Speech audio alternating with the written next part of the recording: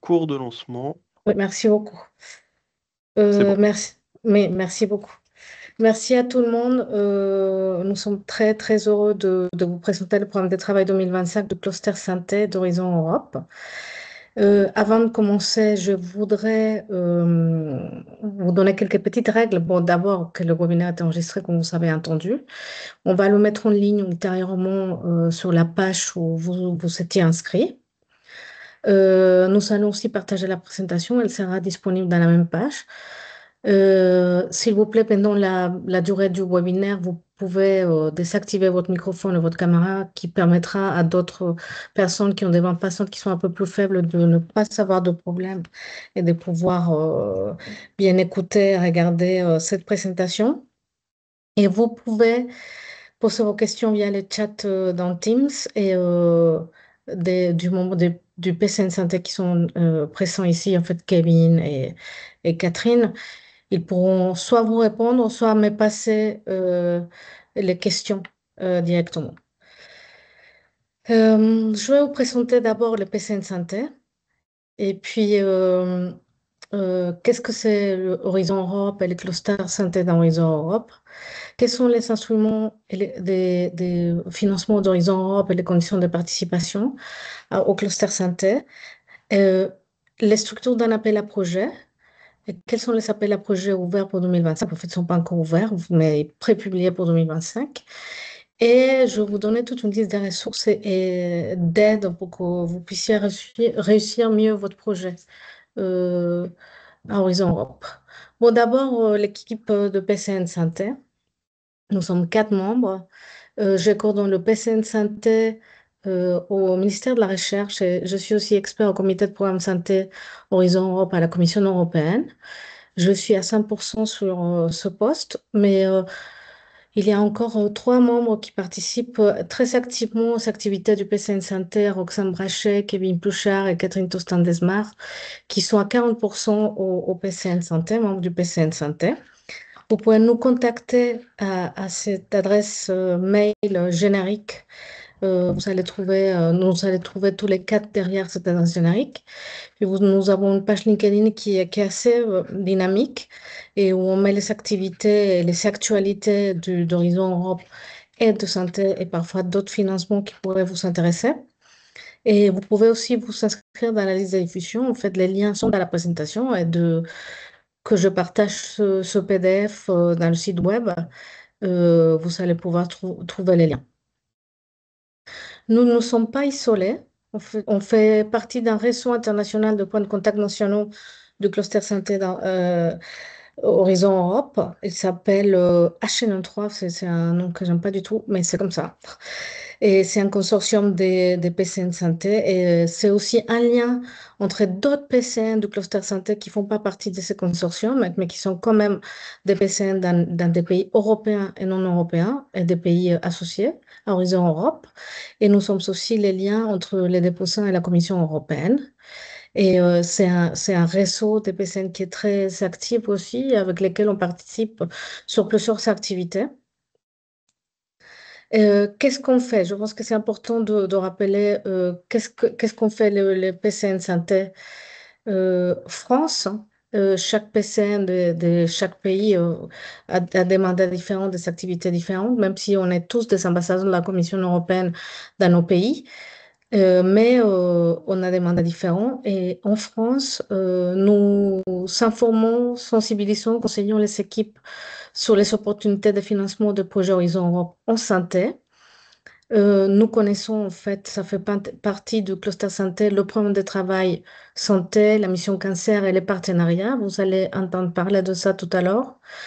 On connaît très bien les modalités de fonctionnement du programme, quelles sont les conditions d'éligibilité, les types d'actions, les politiques derrière les appels. Nous rencontrons régulièrement des porteurs de projets où nous échangeons avec eux par mail, téléphone, par visio.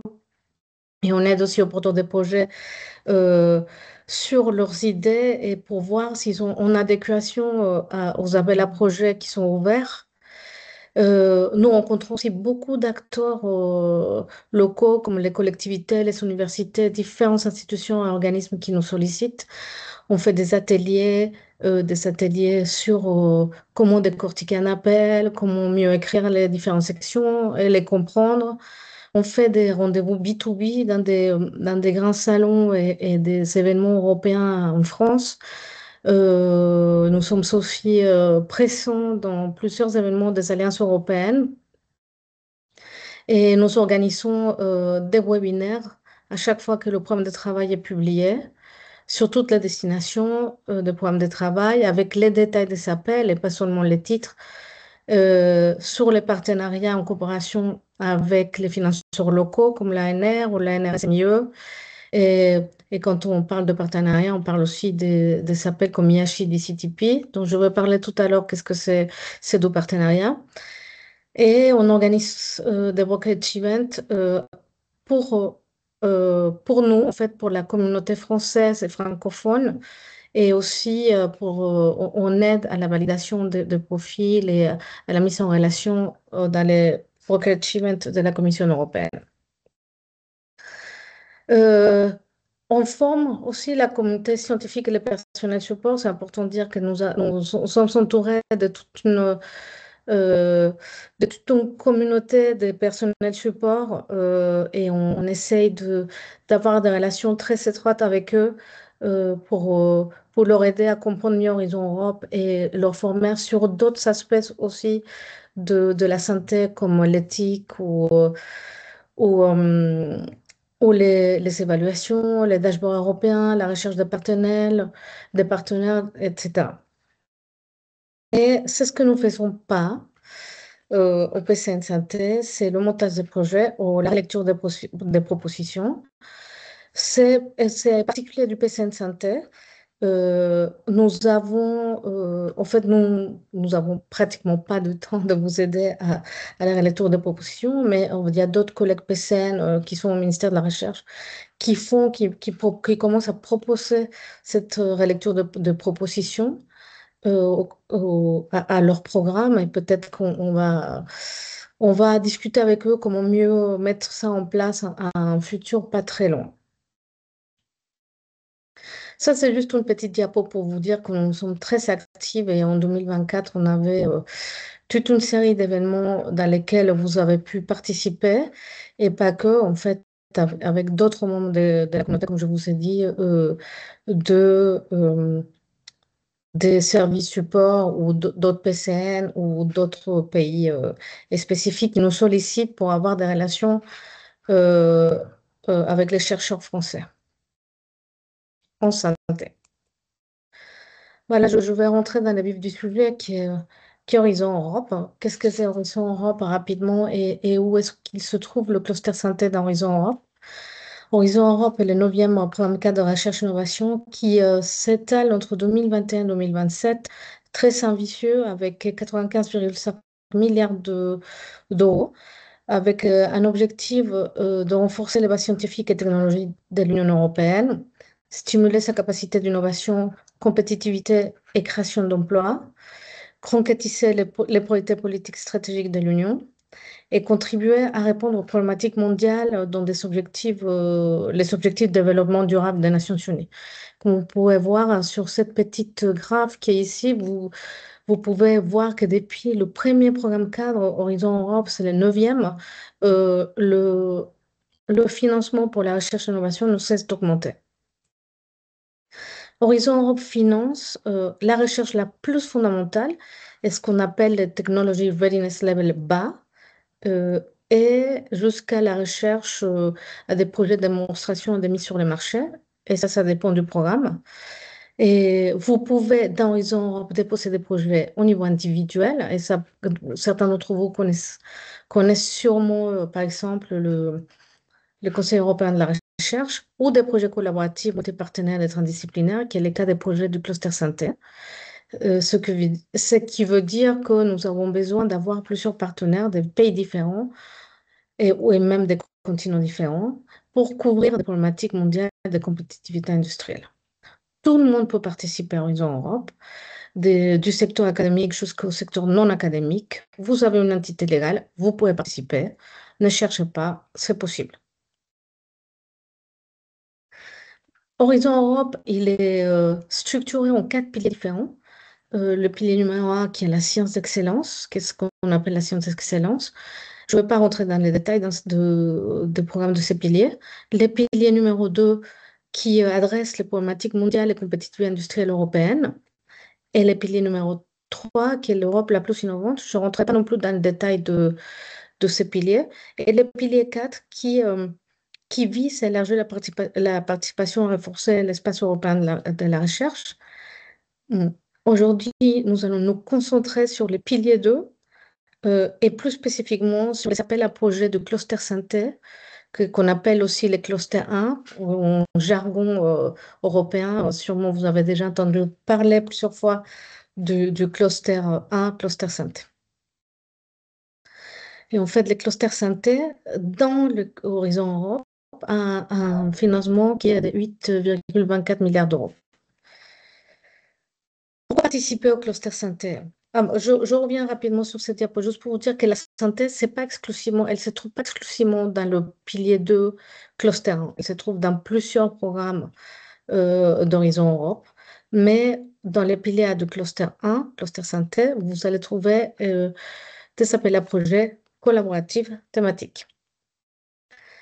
Pourquoi participer? Parce que c'est un taux de financement attractif. Vous êtes financé jusqu'à 5% du projet pour une durée qui est assez longue. En fait, ça vous permet de vous projeter dans le futur parce que la moyenne des projets de cluster synthèse, c'est des 4-5 ans.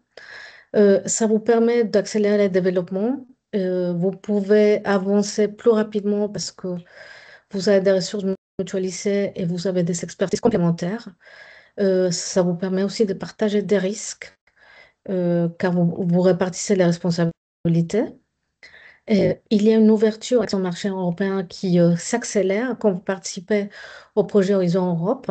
Il vous permet d'avoir une visibilité, reconnaissance internationale, interdisciplinarité et transdisciplinarité, évidemment. Et puis, évidemment, les collaborations européennes, il s'agit d'échanges de connaissances, de création de réseaux, d'aventures humaines. Et très souvent, avoir participé à un projet européen vous ouvre la porte pour d'autres réseaux européens, pour des opportunités vers d'autres projets. Ça peut être à l'Europe ou même au niveau local. Et c'est là, parfois, ça vous ouvre l'Europe, en fait, parce que l'Europe, une fois que les projets sont financés et que les chercheurs sont connus de l'Europe, ils les sollicitent pour avoir leur avis scientifique. Je vais passer aux instruments et conditions de participation dans le cluster santé, qui est, en fait, les conditions de participation sont vraies pour d'autres clusters, mais je vais vous parler particulièrement de cluster santé.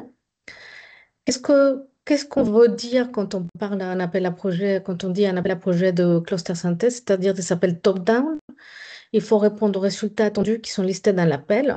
Vous savez, dans les appels à projet, toute une série de requis qu'il faudra remplir pour répondre à l'appel à projet. Il s'agit de projets collaboratifs transnationaux et transdisciplinaires. Ça, c'est très important. Des appels à projets en une étape ou en deux étapes, c'est-à-dire qu'il y a des appels à projets où vous avez une date limite de dépôt euh, où vous pouvez déposer le projet en entier et où vous avez des appels à projets où ils vous demandent un pré-projet et seulement les projets préfinancés passeront à la deuxième étape. Comme je vous ai dit, il s'agit de projets qui durent entre 4 et 5 ans. Et pour le cluster synthé exclusivement, vous n'avez pas de mention des TRL, ce que je vous ai dit sur Technology Readiness Level. Vous allez très rarement trouver dans un appel à projet de cluster synthé cette notion des TRL. Parfois, vous pouvez la trouver, mais c'est très rare. Cette diapo vous présente les différents instruments de financement collaboratif dans les clusters synthé. Euh, le programme de travail principal de Cluster Synthèse d'Horizon Europe. Euh, pour répondre aux défis majeurs de l'Europe en matière de santé.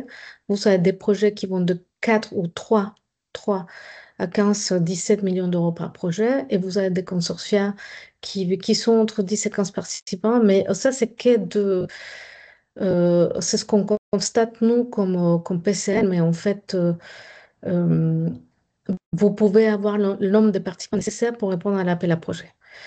Et puis, vous avez la mission cancer, qui est, qui est un programme de travail dédié sur la thématique cancer, et dont les projets ils vont d'entre 4 et 10 millions d'euros par projet.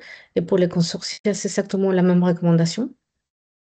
Et vous savez aussi, autres instruments, deux instruments qu'on appelle les partenariats institutionnalisés, désolé, euh, IHI, Innovative Health Initiative, avec des projets qui vont jusqu'à 30 millions d'euros.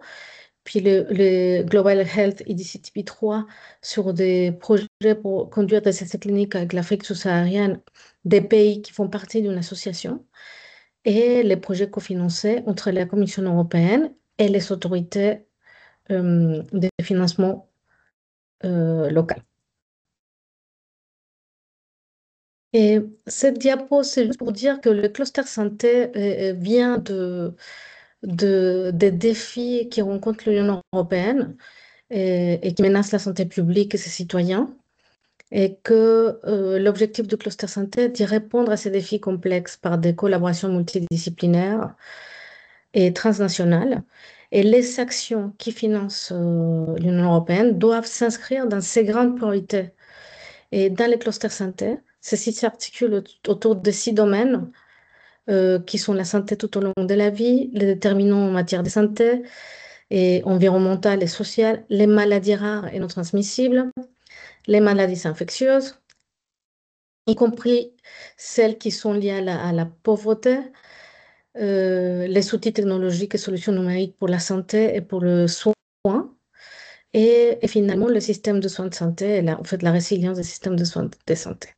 Et pour traduire ces domaines d'intervention vers des réponses concrètes, c'est là où les clusters santé doivent contribuer et à travers des stratégies politiques, en fait, à travers de la contribution de stratégie politique de l'Union européenne. Et pour ça, vous avez ce qu'on appelle la planification stratégique qui définit les priorités politiques et les orientations stratégiques ou les impacts attendus des appels à projets qui vont être financés dans les cadres de cluster santé. Et vous allez trouver très facilement, pour ceux qui connaissent et pour ceux qui ne connaissent pas du tout, la notion de ce qu'on appelle les impacts attendus, c'est-à-dire destination, parce que c'est là où nous voulons y aller après avec les projets qu'on finance à travers le cluster santé. Et les appels à projets, concrètement, nous pouvons les voir dans les programmes de travail santé, dans les partenariats en santé et dans les programmes de travail de la mission cancer. Pour participer au cluster santé, vous devez avoir un projet collaboratif. Je le dis plusieurs fois aujourd'hui, mais c'est important de répéter ça. C'est-à-dire que vous êtes obligé d'avoir un consortium de partenaires pour mener à bien le projet, en fait, avec un impact sociétal et économique sur les systèmes de santé. Vous avez besoin d'avoir un coordinateur qui sera le seul interlocuteur de la Commission européenne et qui assure le bon déroulement du projet et de ses livrables, hein, et aussi la bonne interaction et travail entre les partenaires. Et vous savez, vous pouvez aussi être partenaire, c'est-à-dire bénéficiaire d'un appel à projet. Et vous pouvez, dans l'appel à projet, vous pouvez être responsable d'une activité ou d'un work package si vous voulez avoir plus de responsabilités dans l'appel à projet, dans le projet, sans cette coordinateur. Il s'agit d'un consortium. Vous pouvez aller jusqu'à 20 partenaires, 24. En fait, comme je vous ai dit, apparemment, ça c'est des moyennes parce que ça dépend aussi de l'appel à projet, ce qui est demandé par la Commission européenne.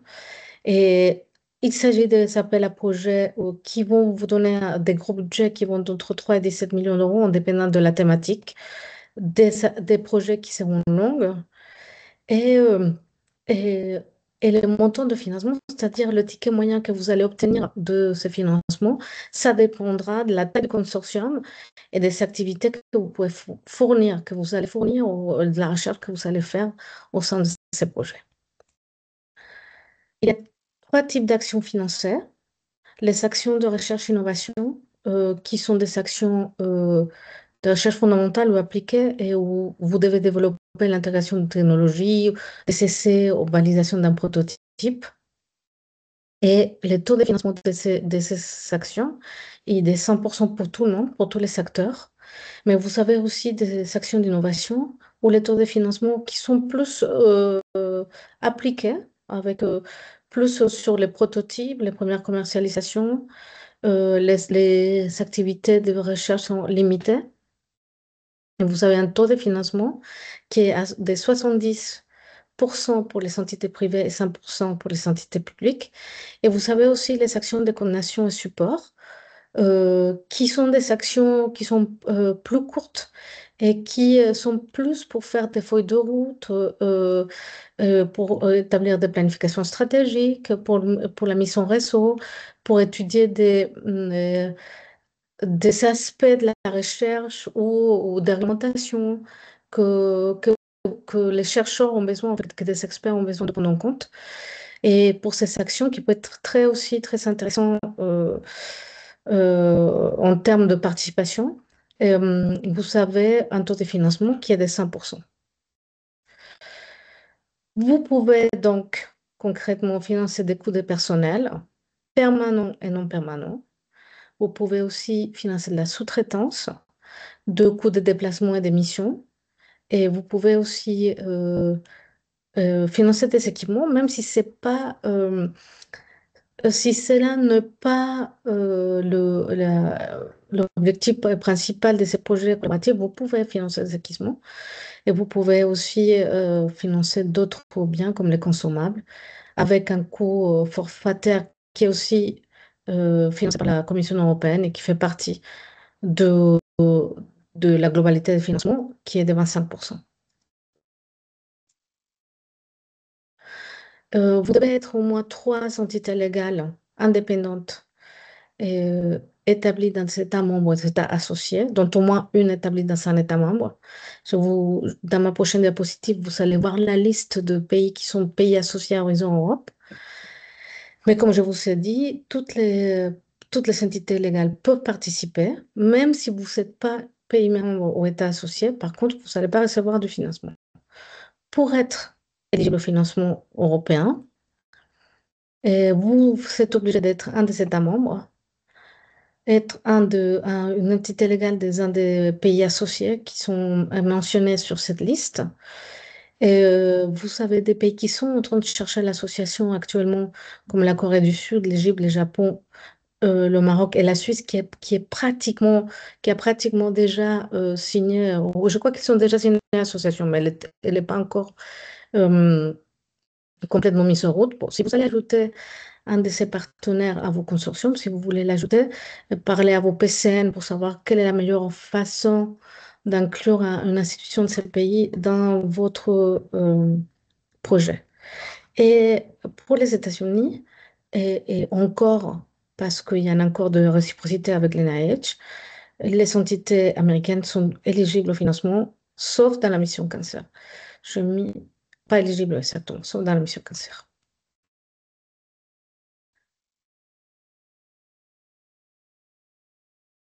Et je vous montre toutes ces diapositives, comment on lit un appel à projet de cluster santé.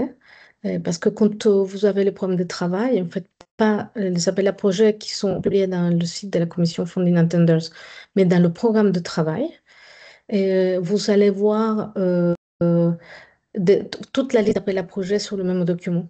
Et ce que vous allez voir, c'est le numéro de la destination avec le titre de la destination qui vous donnera une description de ce que c'est la destination, c'est-à-dire quel est l'état de lieu, les objectifs à atteindre. Et ce que je vous ai dit dans ma diapo sur les politiques européennes, c'est où est-ce qu'on veut aller à long terme. Et, euh, et sur ces documents, vous allez avoir une liste d'impact en lien avec les plans stratégiques. En fait, ça, c'est la liste d'impact qui répond aux priorités politiques. Et puis, vous allez avoir tous les types de topics. C'est comme ça qu'on les appelle à projet, topics, avec une liste de expected outcomes, c'est-à-dire les résultats attendus des projets soumis en réponse à ces topics, qui doivent contribuer à court ou à moyen terme, c'est-à-dire à la fin de projet des projets, s'il a été financé, on attend ça. Et les scopes, c'est-à-dire les périmètres des propositions soumises dans le cadre de ces topics. Et comme ça, vous allez trouver toute la liste des différents topics, topic 1, topic 2, topic, etc., par rapport aux destinations. Et juste pour vous montrer comment on lit dans un appel, en fait, comment on voit dans le programme de travail ces priorités politiques, euh, c'est-à-dire cette destination Staying Healthy in a Rapidly Changing Society répond à des orientations stratégiques telles et telles et telles et telles. Et en fait, tout ça, il faut le prendre en compte quand vous allez répondre à l'appel à projet. Mais une autre chose qu'il faut prendre en compte quand vous allez postuler, quand vous allez créer un projet européen de cluster santé, c'est les critères d'évaluation. Et cela va vous permettre de construire un projet plus solide. Il y a 3 critères d'évaluation qui sont excellence, impact et qualité, efficience de la mise en œuvre. L'évaluation se fait par le pair, c'est-à-dire par un comité d'experts indépendants qu'on appelle les experts évaluateurs. Et chaque projet est évalué par minimum 3 experts. Les projets sont ensuite classés, financés par rapport au budget disponible de l'appel. Et ça, le budget disponible, il est marqué dans le programme de travail. Vous allez l'avoir. Et la durée d'évaluation, c'est 5 minimum maximum, plus 3 mois minimum de contractualisation, c'est-à-dire que ce qu'on appelle le time to grant est environ de 8 mois, mais ça peut aller plus loin. Sur les critères d'évaluation, vous pouvez trouver les feuilles d'évaluation des experts évaluateurs si vous cherchez critères d'évaluation sur Internet, où il vous dit c'est exactement ce qu'ils regardent les évaluateurs dans le cadre de l'excellence, comme les objectifs, si les projets d'ambition, en fait, si les objectifs vont au-delà de l'état d'art, la crédibilité de la méthodologie, si vous avez pris en compte les aspects du genre, pas seulement dans l'équipe de recherche, mais dans les gens qui vont travailler dans votre équipe de recherche, mais aussi dans ce qu'on appelle les aspects du genre dans la recherche, si vous allez utiliser des souris mâles et femelles, etc. Et la science ouverte, qui est une obligation dans Horizon Europe, puis l'impact et la mise en œuvre. Et pour être, ça je fais une petite coquille, pour être, la seuil de projet, c'était 12 sur 15. Là, je vais corriger avant de partager cette diapositive. C'est 4 sur 5 ici pour la mise en œuvre. Et en fait, juste pour vous donner un exemple du fait qu'il faut prendre en compte tous les critères d'évaluation, parce que quand on fait de la recherche, parfois on pense que si on écrit très bien la section excellence, on va être classé, en fait, on va être financé. En fait, c'est vrai que c'est le critère le plus important pour la commission dans ces projets, mais nous avons fait une analyse des évaluations des projets du cluster santé de 2021-2022 pour voir si on trouvait des critères qui étaient soit les plus commentés ou qui étaient différents ou, et, et pour voir s'il y avait une différence entre les projets financés et non financés sur le nombre de commentaires. Et on trouve effectivement une différence sur certains critères, comme ces critères que je vous montre ici, des critères qui sont très commentés d'une façon très positive, c'est-à-dire que les projets prennent en compte ces aspects, comme les gens de l'open science, et que cela veut dire qu'il faut faire attention à ces critères, il ne faut pas se tromper parce que ça va vous donner un bon point, on va dire. Et les critères les moins, en fait, moins mieux commentés, ça on ne dit pas comme ça en français, les plus commentés de manière négative, c'est ces 3 critères, l'intelligence artificielle, l'analyse des risques et les études cliniques. Et ça peut vous jouer un rôle dans votre évaluation. Et je vous donne juste un petit exemple que je trouve très intéressant sur une liste des projets financés qui était dans la liste principale, qui avait différents scores, excellence, impact et implémentation. Et par exemple, je vous montre que ces projets qui avaient un score d'excellence 5 sur 5 étaient mis dans une réserve liste parce que l'implémentation n'était pas complètement adressée. Tous les critères évalués de l'implémentation, de la mise en œuvre n'ont pas été complètement adressés. Et ce que je vous dis, prenez en compte tous les critères. Ça, on le voit dans tous les projets, dans beaucoup d'exemples. Et prenez en compte tous les critères et lisez attentivement les critères d'évaluation. Bon, je vais passer aux appels à projets de Cluster Santé 2025 qui vont ouvrir dans les prochains jours et, euh, et que, et que vous allez pouvoir, auxquels vous allez pouvoir postuler.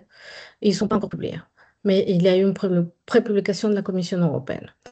Dans le programme de travail de Cluster Santé, il y a 6 thématiques différentes, ce qu'on appelle les destinations, dont je vous ai dit, c'est les impacts qu'on attend à long terme des projets qui vont être financés dans ces thématiques et qui répondent à des volontés politiques qui sont très globales. Il y a 6 thématiques, des thématiques sur restons en bonne santé dans une société qui change, sur sur la santé dans un environnement, de travailler et vivre dans un environnement favorable à la santé, une destination sur les maladies infectieuses et non infectieuses, une destination sur l'accès aux soins et la qualité des systèmes de santé, une destination sur tous les outils et technologies et solutions digitales pour le système de santé, et, euh, et finalement une destination sur l'industrie de santé. Comme je vous ai dit, le programme de travail n'est pas encore publié. Il est prépublié, je vous ai mis ici le lien vers la version finale et sera publié en mai 2025. En fait, la commission nous avait dit qu'il serait publié je crois, le 14 au 15 mai. Mais bon, en tout cas, l'ouverture des appels à projets, ça sera en 22 mai 2025. Pour le programme de travail 2025, il y a 18 appels, 13 appels en une étape, c'est-à-dire une deadline le 16 septembre 2025 et 5 appels en 12 étapes avec une deadline pour une première étape le 16 septembre 2025 et une deuxième pour le 16 avril 2026. Sur la destination 1, et avant d'en fait, je vais vous donner une liste des appels à projets qui vont être ouverts, mais je ne vais pas rentrer dans les détails des appels à projets parce que ça, vous allez avoir des webinaires dédiés dans les prochains jours à partir de demain sur les détails des appels à projets, en fait, ce qui est attendu par la Commission européenne, qu'est-ce qu'on vous conseille de faire, quel type de consortium vous devez former, quels sont les stakeholders, en fait, les parties prenantes que vous devez ajouter à vos partenaires ou pas, etc. Et ça va être l'objet des webinaires toute cette semaine. Mais en tout cas, je vais vous donner déjà un aperçu de ce qui va être publié sur la destination 1, sur la qualité de vie des personnes avec je ne sais pas comment dire, disabilities, désolé, intellectuelles, j'ai perdu le mot. La destination 2 sur la pollution et les problèmes du cerveau, les maladies du cerveau et sur les micro- et nanoplastiques dans la santé humaine. Sur la destination 3, vous avez un appel sur la thérapie des phages pour les infections bactériennes résistantes aux antimicrobiens. Et vous avez aussi d'autres appels à projets sur des nouvelles interventions pour des problèmes neurodéveloppementaux et mentaux. Sur les anticorps pour la préparation aux pandémies, avec un potentiel pour les maladies infectieuses pandémiques. Vous avez plusieurs appels sur l'intelligence artificielle dans plusieurs destinations, dont une sur l'artificielle intelligence pour la préparation aux pandémies et pour la réponse. Sur les recherches, un secrétariat pour les recherches non transmissibles, non, oui, infectieuses, pardon. Et sur nouvelles stratégies pour les maladies non transmissibles euh, et sur des conditions qui ne sont pas très bien, en fait, où il n'y a pas beaucoup de financement de recherche. Et vous savez avoir la liste dans l'appel à projet spécifiquement. Euh, sur les systèmes de santé, vous avez aussi un autre appel sur l'intelligence artificielle pour les systèmes de santé. Sur la destination, sur les outils thérapeutiques, un appel sur les thérapies cellulaires avec la biologie synthétique et les sécrétomes. Et puis une autre sur l'intelligence artificielle pour la recherche biomédicale. Un appel très spécifique biotech et où on demande une connexion biotech sur thérapie pour la santé et des appels sur des modèles ATMP ou des devices médicaux et in vitro et des nouvelles procédures. Et un autre appel sur les devices aussi très innovants ou, ou orphanes. Je suis désolée de mélanger français et anglais à ce stade. Juste pour donner l'information sur les webinaires qui viennent sur les différentes destinations, et comme ça vous allez pouvoir vous inscrire. Je vous ai mis les sites web ici. Ça commence demain avec les appels de la destination 1, 2 et 4. Et puis le matin, l'après-midi sur la destination 6. Euh, le mercredi sur la destination 3 et mercredi après-midi sur la destination 5 pour avoir tous les détails de appel à projet. Et là, je passerai au programme de travail de la mission Cancer, qui est un programme de travail dédié. Juste pour vous situer la mission Cancer d'Horizon Europe, en fait, il s'agit des projets en portfolio qui touchent à des thématiques transversales qui permettent d'intégrer de nouveaux secteurs qu'on ne prend pas en compte dans d'autres types de projets de recherche. Il y a 5 missions. Non, et maintenant une sixième, je suis désolée, elle est pas à jour cette diapo parce qu'il y a une nouvelle mission. Mais en santé, il n'y a que la mission cancer et chaque mission a des programmes de travail dédiés. Pour la mission cancer, l'objectif est de sauver 3 millions de vies pour 2030. Et vous savez, des appels à projets qui touchent à la prévention, les diagnostics et les traitements, la qualité de vie et aussi la compréhension et, euh, et qui incluent des aspects pour assurer un accès équitable. Le programme de travail de la mission cancer, pareil, n'est pas encore publié. Il est pré-publié et je vous ai mis aussi les liens. Il y a 6 appels, une étape et un appel conjoint. Un appel conjoint. La première deadline, c'est le 16 septembre 2025 et pour l'appel conjointe, elle est 4 septembre 2025. Nous allons faire un webinaire dédié au cancer et pas que la mission cancer. Nous allons parler aussi des appels à projets de programmes de travail qui pourraient financer les cancers. Et nous avons invité aussi nos collègues du ministère de la Santé pour nous parler du programme EU for Health, qui est un autre programme qui pourrait financer le cancer. Et nous allons vous parler de ça, et ça sera au mois de juin. La date est confirmée. Et comme je vous ai dit, il y a 5 appels à projets. Un appel à projet sur la recherche internationale, qui est un CSA, en fait, un appel de coordination et support des appels à projets sur les cancers pédiatriques, les soins d'endurance adulte et l'environnement, des chirurgies innovantes, sur des essais cliniques multinationaux, sur des essais cliniques pragmatiques pour des patients de plus de 65 ans. Et il y a un autre appel pour les réseaux de hubs des nationaux de la mission cancer. Et un dernier appel qui est une action d'innovation, c'est intéressant, avec la mission CITES, sur, sur walking and cycling, en fait, marcher et faire du vélo pour réduire, au fait, pour réduire l'incidence de cancer. Et puis vous avez aussi le partenariat en santé. Et les partenariats sont, comme je vous ai dit, il y a 2 partenariats institutionnalisés, IHI et IDCTP. Et puis, vis-à-vis des partenariats cofinancés, pour avoir des informations sur les partenariats cofinancés.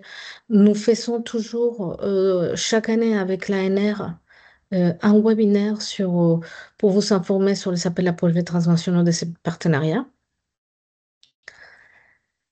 Sur IHI, aujourd'hui, il y a un programme prépublié sur le col 11 dont nous allons sûrement faire une session d'information plus tard, mais je ne peux pas vous donner de détails aujourd'hui.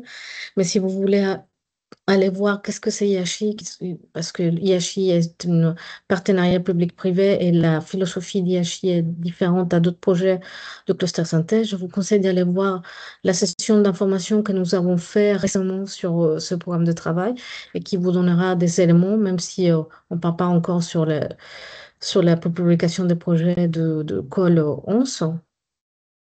Et puis vous savez aussi le, le programme de travail de Global Health et DCTP. Donc, nous avons fait aussi une journée d'information. En fait, aujourd'hui, il n'y a pas des appels ouverts, mais vous pouvez vous renseigner si ça vous intéresse sur la philosophie aussi de IDCTP et quels sont les partenaires de l'association, etc.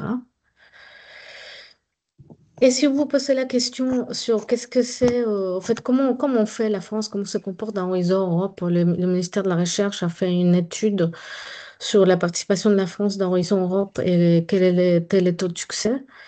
Euh, avec des données partielles pour 2024, parce que tous les projets de 2024 n'ont pas encore été contractualisés au moment de... Il y a un micro ouvert. Euh, ouais, merci beaucoup. Et en fait, qu'on voyait sur cette diapo, à mi-parcours d'Horizon Europe, nous sommes le 12e au parc capté, au financement capté après l'Allemagne, dans tout le programme Horizon Europe, et plus spécifiquement dans le cluster santé. Nous avons un très fort taux de succès après la Norvège, avec un taux de succès qui est de 36,1%. Mais on ne postule pas assez. La communauté française ne postule pas assez Horizon Europe et nous sommes 5e en demande de financement. Je vais bientôt finir ma présentation et on ouvrira les questions si vous en avez. C'est pour vous dire que il existe des montages à projet au projet européen. En fait, il y a un dispositif de l'ANR qui s'appelle MRSEI pour le montage des réseaux scientifiques européens internationaux qui vous subventionne à 36 000 euros pour 24 mois. Et, et l'idée, c'est de monter un projet international ou européen coordonné par la France et par un académique. Et cette diapo, elle est aussi erronée parce que la prochaine date de soumission, c'est le 15 septembre 2025. Je ne sais pas pourquoi j'ai laissé février, mais en tout cas, c'est un financement qui est très intéressant pour monter le projet. En fait, finaliser votre consortium, vous réunir, monter votre projet. Et pour les entreprises, vous avez un, un dispositif qui s'appelle DIAC PTI pour vous financer à 50% de la prestation d'un expert conseil. Et juste, bon, je vous ai fait un petit résumé sur les prochaines sessions d'information. Sur les sessions d'information que nous avons déjà fait, un résumé dont je vous ai parlé sur IHI, sur IDCTP3. Sur les sessions d'information que nous allons faire à partir de demain sur les destinations de cluster santé, il faut s'inscrire pour avoir les liens d'accès. La Commission européenne organise aussi un info day sur le cluster santé le 22 mai. Vous pouvez voir le programme dans ces liens ici. Nous avons fait, parce que les nerfs de la guerre, pour beaucoup d'entre nous, c'est trouver les bons partenaires. Et nous avons participé à un brokerage event organisé par la délégation canadienne à Bruxelles. Et sur ces liens que j'ai mis sur ces diapositives, vous pouvez encore consulter les profils des personnes qui ont participé à ce brokerage event. En France, nous avons récemment organisé un brokerage event avec des pays francophones et avec aussi des SHS, des partenaires SHS, que je ne vous ai pas mis là parce que vous faites, si vous n'êtes pas inscrit, vous n'avez pas accès à la liste de participants ni au pitch. Mais je vous ai mis les liens au Broker Channel de la Commission européenne que nous avons co-organisé avec eux, les PCN du cluster santé européen, parce que même si cet événement a déjà eu lieu la semaine dernière, vous pouvez encore vous inscrire et aller trouver des partenaires directement sur la plateforme Bitomatch, sur ce lien. Et vous allez avoir un autre événement de Broker Channel, mais ça, c'est en personne à Bruxelles. Et où c'est les pays baltiques qui organisent avec la France et la Belgique. Et vous pouvez aller voir le programme, vous inscrire. Allez, c'est gratuit, mais il faut aller à Bruxelles. Vous pouvez trouver toutes ces informations dans le site web du Cluster Santé. Nous avons des diffusions qui est très active. On envoie des newsletters, des informations intéressantes.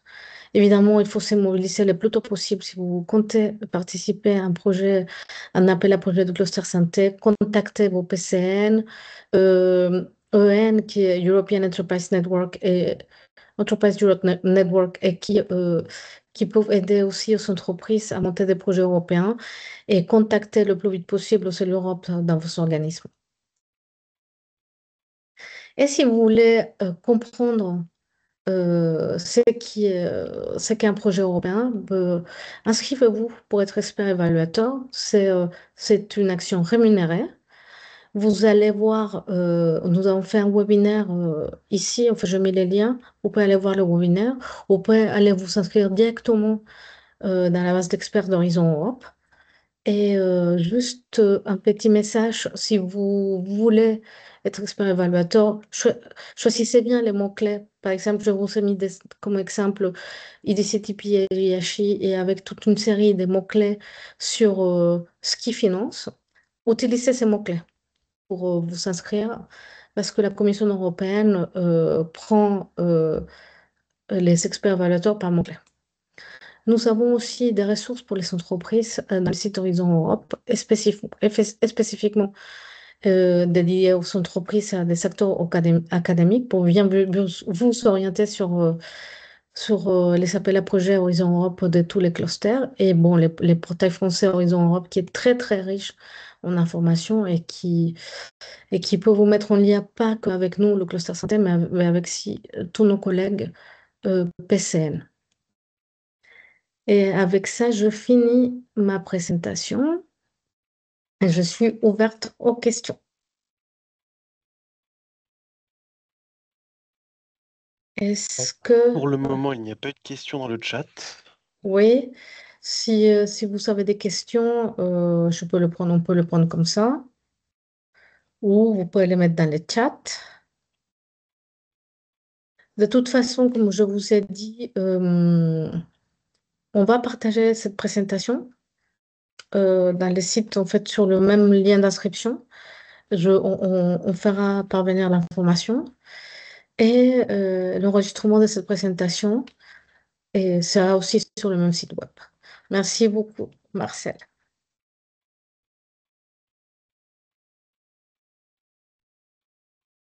Et puis, si vous n'avez pas de questions, de toute façon, vous pouvez nous contacter hein, quand vous voulez. Je remets le, l'adresse générique. Si vous avez des questions sur quoi que ce soit, même si ce n'est pas santé et que nous pouvons vous aider à vous diriger à la bonne personne, vous pouvez nous écrire. Et bon, merci à tout le monde. On va vous libérer tranquillement. Merci beaucoup. Oui, Emilia, oui, vous pouvez. À en fait, c'est un lien, le lien que j'ai mis là. Il ne faut pas s'inscrire. En fait, c'est un lien et la commission fait les webinaires via YouTube. Il faut juste avoir le bon lien. Merci à tous. Merci. Vous aussi.